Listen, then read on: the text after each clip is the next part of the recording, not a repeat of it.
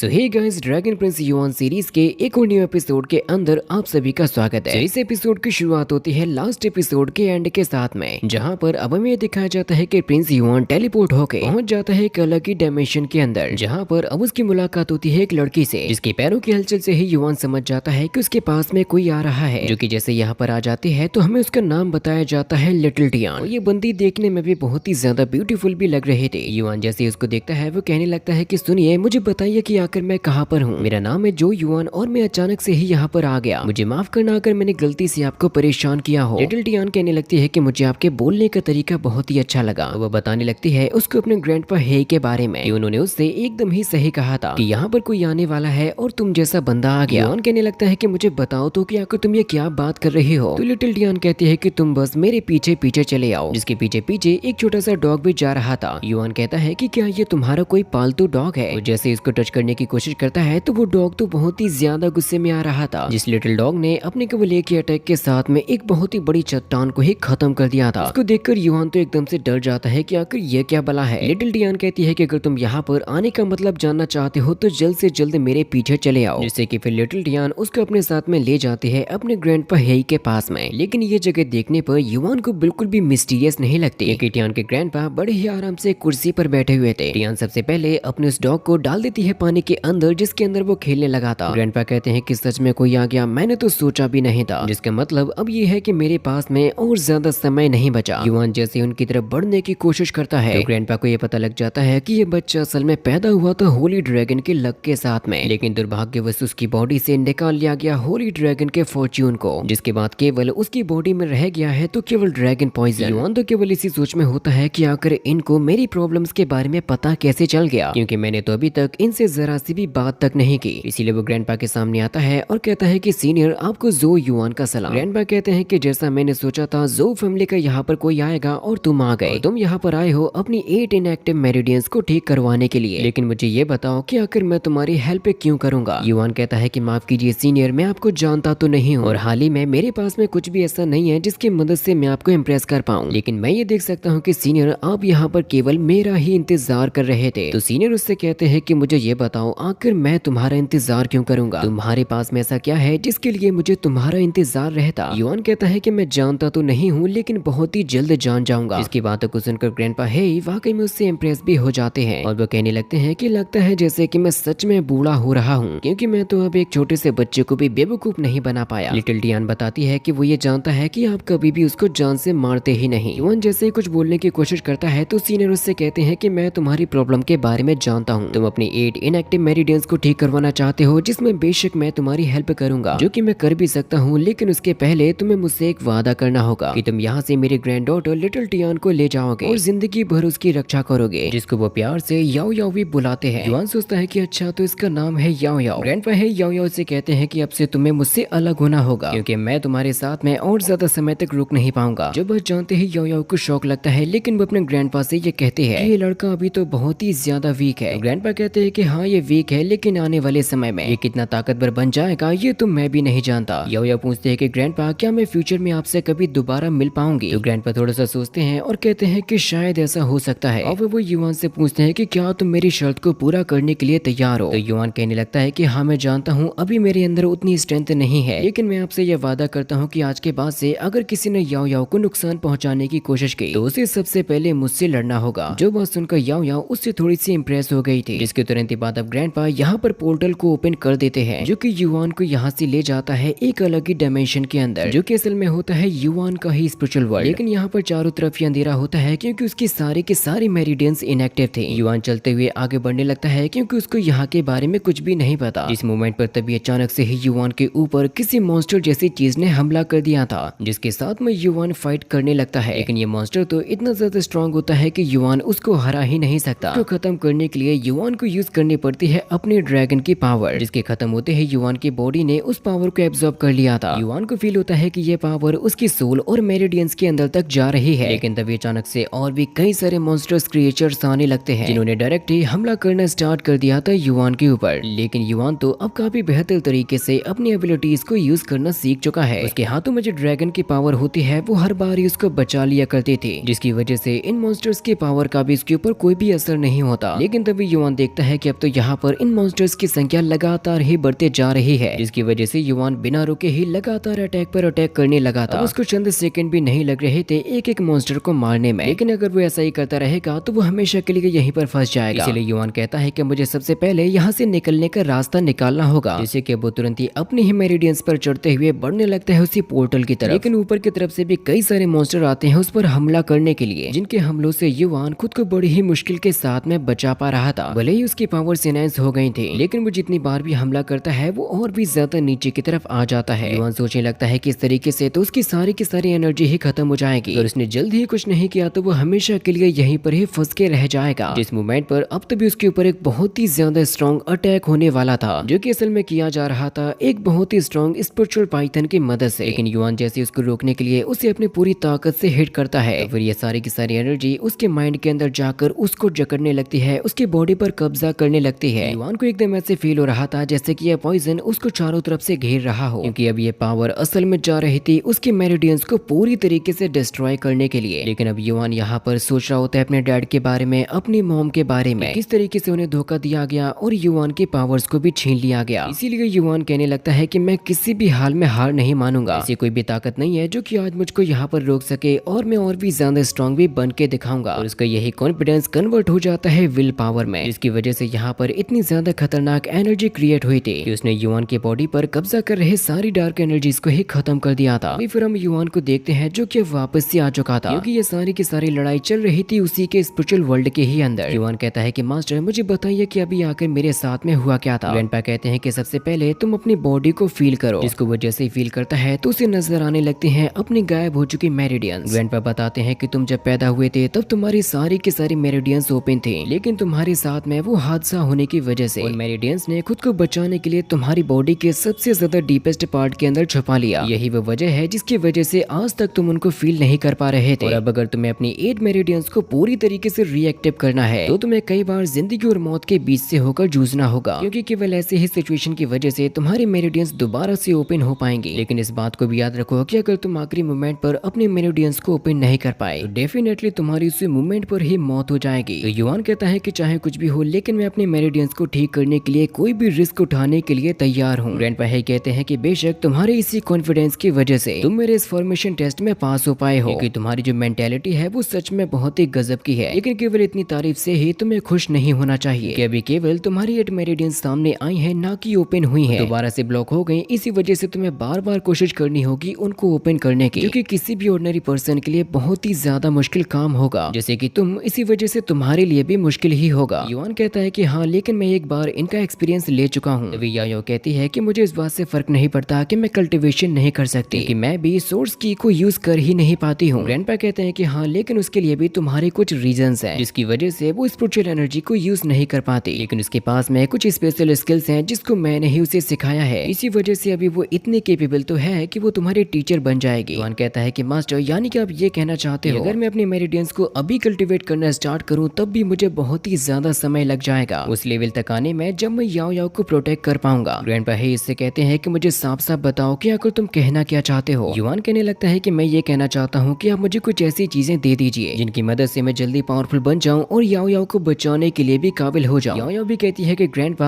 आपको उसकी बात मान लेनी चाहिए, नहीं तो हो सकता है कि शायद उसे मेरे बजाय मुझे ही उसको बचाना पड़े। ग्रैंडपा कहते हैं कि हाँ याओ याओ, तुमने एकदम सही कहा, जिसकी वजह से वो उसको अपने कुछ मेथड सिखाने के लिए भी राजी हो जाते हैं। तो युवान ने उनको अपना मास्टर बनाते हुए उनके सामने तुरंत ही अपना सर भी झुका लेता है। ग्रैंडपा कहते हैं कि देखो बच्चे, ये तो हमारी किस्मत है कि हम एक दूसरे के साथ में मिले, इसलिए अब से मैं कुछ समय के लिए तुम्हें अपना डिसाइपल बना के रखूंगा। जो मैं तुम्हें सिखाऊंगा तुम अभी हाल में तो उसमें मास्टर नहीं बन पाओगे, लेकिन कम से कम मैं तुम्हें की गैदरिंग की आर्ट को तो सिखा ही सकता हूँ, जो कि मेरिडियंस को ओपन करने के लिए और कल्टीवेट करने के लिए एक बहुत ही जरूरी पार्ट होता है, जिसको असल में कहते हैं ड्रैगन से ब्रीथ टेक्निक, जिसको युवान की बॉडी पर इंचेंट करते हुए ग्रैंडपा को युवान की बॉडी पर बने हुए सोर्स मार्क के बारे में पता चल जाता है। तो कहने लगते हैं कि यानी कि तुम शुरुआत से ही इसी रास्ते पर ही थे। युवान कहने लगता है कि हाँ, ये सोर्स मार्क इतने पावरफुल है जिनके बारे में तो भी मुझे भी नहीं पता। जिस मोमेंट पर अब तभी ग्रैंडपा है उसको एक और टेक्निक सिखाते हैं, जिसकी मदद से उन्होंने युवान की बॉडी से ही उसकी सोल को बाहर निकाल दिया था। युवान कहने लगता है कि ये तो क्योटिक डिवाइन मिल विजुअलाइजेशन टेक्निक है, इसके अगले ही पल उसकी सोल दोबारा से उसी की बॉडी में ही आ जाती है। साथ ही साथ वो युवान को एक ब्रश भी दे देते हैं, जो कि उसका आज से वेपन बनेगा। मास्टर बताते हैं कि इसको असल में कहते हैं हेवनली ओरिजिन ब्रश, जिसके अंदर असल में दो तरीके की पावर्स हैं, क्योंकि ये असल में सोर्स मार्क ब्रश और एक सेंट सोर्स वेपन के जैसे भी काम करेगा। और कहने लगता है कि वैसे मैंने जो सुना था सोर्स वेपन्स के बारे में, उनको तो बांटा गया था 4 ग्रेड्स में, जो कि होते हैं ऑर्डिनरी, प्रोफाउंड, हेवन और सेंट, जिनमें से जो युवान को मिला है वो सबसे टॉप ग्रेड का वेपन है। उसके पिताजी के पास में जो 9 फ्लेम स्पीयर है वो भी केवल एक हाई लेवल का प्रोफाउंड सोर्स वेपन ही है, लेकिन ये हेवनली ओरिजिन ब्रश तो बहुत ही ज्यादा कमाल का होगा, जो कि वेपन्स की लिस्ट में सबसे ज्यादा हाई रैंक का माना जाता है। लास्ट बताते हैं कि लेकिन एक बार बैटल के अंदर ये वेपन थोड़ा सा डैमेज हो गया था, जिसके ऊपर तुम्हें 9 सोर्स मार्क्स भी नजर आ रहे होंगे। और अगर तुम काबिल हो जाओ सोर्स बीस्ट की सोल को फीड करने में, तो तुम यकीन मानो तुम इसकी पूरी पावर को रिस्टोर कर पाओगे। ऐसे ही इसको सारी शक्तियां मिल जाएंगी, ये बन जाएगा दुनिया का सबसे ताकतवर वेपन। युवान कहता है कि थैंक यू मास्टर मुझे इतना लेजेंडरी वेपन देने के लिए, लेकिन वैसे आपका ये डिसाइपल अभी आपका नाम भी नहीं जानता। ग्रैंडपा कहते हैं कि मेरे डिसाइपल मेरा नाम जान लो, और मेरा नाम है कैंग युआन। मैं अकेला नहीं हूँ, बल्कि मेरे 2 सीनियर ब्रदर्स भी हैं, जिनसे फ्यूचर में डेफिनेटली तुम्हारी मुलाकात होगी। वो याओ याओ से कहने लगते हैं कि मैं जानता हूँ तुम्हारे मन में काफी सारे सवाल होंगे, लेकिन अभी सही समय नहीं आया है ना तो उन सवालों को पूछने का और ना ही उनके जवाब देने का। इसलिए वो याओ याओ को अपना एक जेड पेंडेंट देते हुए ये कहते हैं कि इसको हमेशा संभाल के रखना, क्योंकि वो लोग तुम्हारे पीछे भी आ सकते हैं। पूछते हैं कि मुझे बताइए तो कि आखिर वो लोग हैं कौन, और आखिर वो मेरे पीछे किस कारण की वजह से आएंगे। तभी फिर मास्टर युआन से कहने लगते हैं मैं हमेशा ही प्रोटेक्ट करना होगा याओ याओ को। ऐसा समय ना आने पाए कि याओ याओ को सोर्स ची को यूज करना पड़े। युआन सोचने लगता है कि यानी कि याओ याओ के ऊपर एक शील्ड को क्रिएट किया गया है, जरूर से याओ याओ के पास में भी उसकी एक अलग ही स्टोरी होगी, लेकिन अभी वो उतना काबिल नहीं है कि वो इस स्टोरी को जाने। युआन कहता है कि मास्टर आप बिल्कुल भी चिंता मत कीजिए। वो कहते हैं कि ठीक है, अब तुम लोगों के यहाँ से जाने का समय हो चुका है। जिनको यहाँ से भेजने के लिए वो तुरंत ही क्रिएट कर देते हैं एक फॉर्मेशन को। जब याओ याओ यहाँ से जा रही थी तो ग्रैंडपा कहने लगते हैं कि हो सकता है कि फ्यूचर में कभी तो हम मिल ही पाएंगे। जिनकी बात को सुनकर मजबूरन याओ याओ को यहाँ से जाना ही पड़ा था। तो जाने से पहले युआन से कहते हैं कि तुम किसी भी हाल में मुझसे किए गए वादे को नहीं तोड़ोगे, क्योंकि तुम्हें किसी भी हाल में हमेशा ही बचाना होगा याओ याओ को। युआन कहने लगता है कि चिंता मत कीजिए मास्टर, मेरे पास में आपके द्वारा दी गई टेक्निक्स हैं, जिनकी मदद से मैं याओ याओ को हमेशा ही बचाऊंगा। जिसकी तुरंत ही बाद वो फॉर्मेशन को गायब करते हुए वापस भेज देते हैं युआन को। ग्रैंडपा ये सोच रहे थे कि जैसा कि मुझसे एक बार कहा गया था यहाँ पर कोई आएगा जो कि पूरा हुआ और मेरा काम भी हो गया, लेकिन इन लोगों के यहाँ से जाते ही तभी इस जगह पे हलचल होने लगी थी। जो नजारा देखते हुए ग्रैंडपा कहते हैं कि तुम लोगों ने तो मुझे बहुत ही जल्दी ढूंढ लिया, क्योंकि फिर तभी आसमान में बिजली गरजने लगती है, तूफान उठने लगते हैं। जो नजारा देखते हुए ग्रैंडपा कहते हैं कि चलो अब काफी सालों बाद ही, लेकिन ये बूढ़ी हड्डियां कम से कम अब थोड़ा सा तो काम करेंगी ही, क्योंकि अब यहाँ पर इनकी थोड़ी सी एक्सरसाइज होने वाली है। जहाँ पर अचानक से ग्रैंडपा के ऊपर अटैक कर दिया जाता है एक बहुत ही स्ट्रॉन्ग लाइटिंग स्ट्राइक से, लेकिन ग्रैंडपा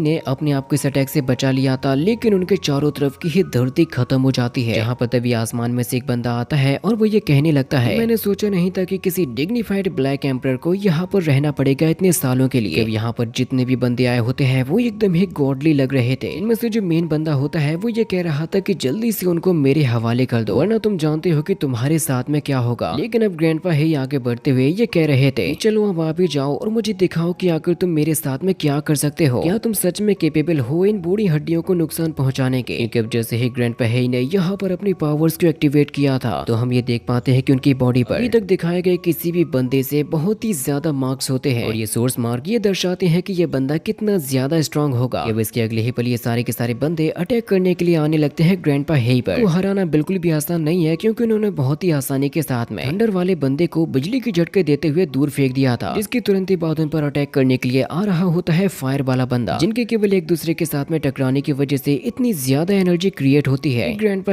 ने केवल अपने एक ही झटके के साथ में उसको तो डिस्ट्रॉय ही कर दिया था। वो मल्टी डायमेंशनल पोर्टल को ओपन करते हुए यहाँ से उसको किसी दूसरे ही यूनिवर्स में ले जाते हैं, जिसके बाद फिर जैसे ही स्पेस के अंदर इन लोगों के बीच में फाइट होना शुरू हुई थी। ग्रैंडपा तो अकेले ही इन सभी की बैंड बजा के ही रख दिए थे, लेकिन वो जो थंडर वाला बंदा होता है वो उनमें सबसे ज्यादा स्ट्रॉन्ग था, क्योंकि केवल वही है जो कि ग्रैंडपा को टक्कर देता है, लेकिन ज्यादा समय तक टिक नहीं पाता। इसका खात्मा करने के लिए अब ग्रैंडपा यहाँ पर क्रिएट करते हैं अपने एक बहुत ही ज्यादा स्ट्रॉन्ग फॉर्मेशन को, जो कि मल्टी लेयर्ड होती है, जिसके केवल एक अटैक करने से ही उन्होंने उस बंदे की बहुत ही ज्यादा बुरी हालत ही कर दी थी। लेकिन फिर तभी उनमें से तीसरा बंदा आता है जो कि सबसे ज्यादा स्ट्रॉन्ग दिखाई दे रहा था, क्योंकि अब वो यहाँ पर एक थंडर फॉर्मेशन को क्रिएट करते हुए ग्रैंडपा के लिए इतने खतरनाक अटैक को समन करता है कि उसका मुकाबला करने के लिए उनको अपने सबसे स्ट्रॉन्गेस्ट अटैक को यूज करना होगा। लेकिन वो तो बिना डरे ही सीधे चले जाते हैं और उस हमले को रोकने लगते हैं केवल अपने एक हाथ की पावर से। इसकी वजह से तो हमें यहाँ पर इतनी ज्यादा खतरनाक पावर क्लैशिंग देखने को मिलती है कि उस पावर क्लैशिंग के सामने आने वाले एक से बढ़कर एक एस्ट्रॉइड भी खत्म हो जाते हैं। जिसके बाद अब ग्रैंडपा हेई उन तीनों से फाइट करते हुए उनको एक अलग ही जगह पे ले आते हैं। यहाँ पर ये तीनों के तीनों ग्रैंडपा हेई को घेर कर अपने अपने स्ट्रॉन्गेस्ट अटैक को करने लगते हैं, जिसको मिलाने की वजह से एक एनर्जी पोर्टल ओपन हो गया था। और उसको रोकने के लिए जैसे ही ग्रैंडपा हेई अपनी स्पिरिचुअल एनर्जी का यूज करते हैं तो उनके एक दूसरे के साथ में टकराने की वजह से जो यहाँ पर पावर क्लैशिंग निकली होती है उसने तो उस पूरे के पूरे प्लेनेट को ही डिस्ट्रॉय कर दिया था जिसके ऊपर ये लोग फाइट कर रहे थे। वहाँ पर कौन जिंदा बचा कौन ठीक है ये हमें नहीं दिखाया जाता। उसके फिर अगले ही सीन में हम देख पाते हैं युआन को और याओ याओ को। याओ याओ कहती है कि ग्रैंडपा हेई ने मुझे जल्दी में यहाँ पर भेज दिया, जिसका मतलब तो यही है कि उनके पास में आने वाला होगा कोई बहुत ही ज्यादा पावरफुल एनिमी। लेकिन युआन कहते हैं कि याओ याओ मास्टर बहुत ही पावरफुल है, मुझे नहीं लगता कि कोई भी ऐसा होगा जो कि उनको नुकसान पहुंचा भी पाएगा। याओ याओ कहते हैं कि हाँ चाहे जो भी हो लेकिन मुझे पता लगाना ही होगा कि ग्रैंडपा के साथ में क्या हुआ। कि अगर मेरे ग्रैंडपा को कुछ भी हो जाता है तो मैं उन सभी को खत्म कर दूंगी जो कि उसके लिए जिम्मेदार होंगे, फिर चाहे वो कोई भी हो मैं किसी को भी जिंदा नहीं छोड़ूंगी। इस मोमेंट पर तभी युआन को अपने डैड की आवाज आती है। वो कहते हैं कि अच्छा हुआ जो कि तुम वापस आ गए। इसके आगे की स्टोरी हमें नेक्स्ट पार्ट में दिखाई जाएगी जो कि बहुत ही जल्द आ जाएगा।